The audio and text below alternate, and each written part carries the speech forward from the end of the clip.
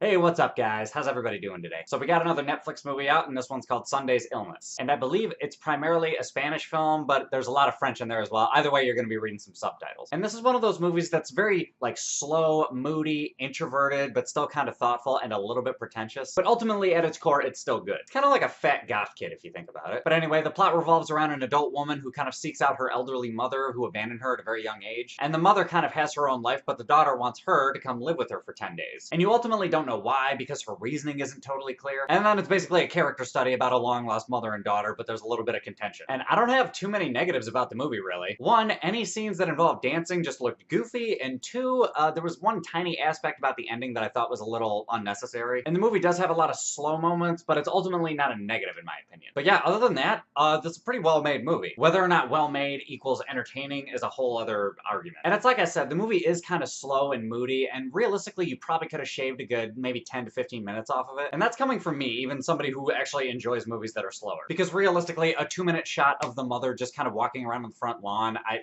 was that really necessary? Really? But the whole mystery behind why the daughter wants to hang out with her mom, and also there's like 2 or 3 kind of what the fuck moments in the movie. The slowness didn't bother me because genuinely I was curious about what the hell the situation was all about. And I thought the music was pretty good.